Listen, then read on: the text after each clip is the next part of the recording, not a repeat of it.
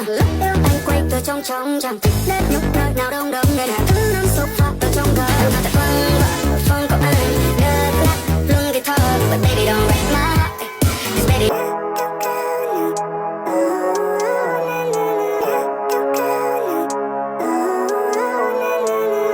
living life every day late at night not okay all I want and I pray all I need are some better days. Fuck me, I'm looking in the mirror, so foggy, but I've never seen clearer. I don't really think anyone can save me, and honestly I'm not really sure I want saving. I like to be my own worst enemy. There's no risk if you don't try at anything, so I'ma just keep buying everything. See you in the next life, have to be a better me. I don't think that my head's on straight, gotta flip it and grip it and go and get an x-ray.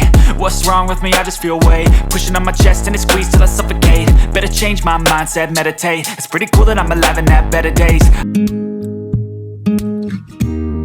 Celebrity,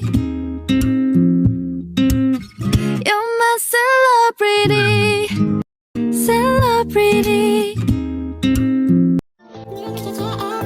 bước qua những tháng năm đầy tôi cần ai đã khiến em buồn những lúc cứ ghé đuôi một người làm trái khi nó hướng lại sau mới nhận ra đừng cố giấu anh sẽ luôn lắng nghe lời trái tim em có mơ em sẽ cười nhiều hơn mỗi ngày ai đã khiến I say, baby, you can take me out tonight. I'd be the first one down to ride. You should have watched children only to you. I say, baby, please. Cuối cùng thì mình cũng đã tìm được một em quần kaki dáng lưng ưng ý rồi, diện lên trông vừa đáng yêu vừa năng động, trẻ trung hẳn ra ấy. Quần chất kaki dày dặn, đứng form nhưng vẫn có độ mềm nhất định, cho em mặc lên siêu thoải mái luôn nhá. Mình cao 1m62, diện quần size S, dài khoảng 90cm là vừa nha. Kết hợp cùng áo kiểu như em áo babydoll crop top này cũng rất là xinh. Với cùng áo phông, áo 2 dây hay áo sơ mi cũng đều ok lá hết nhá. Mặc lên dù chân cong đến đâu cũng cứ phải gọi là thẳng tắp luôn ấy, vừa tôn dáng mà vừa thoải mái, sẵn sàng cho một mùa hè năng động nha.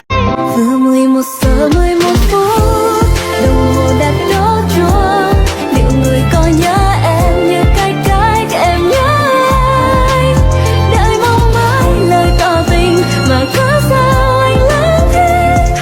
Nói ra lời yêu em khó vậy sao?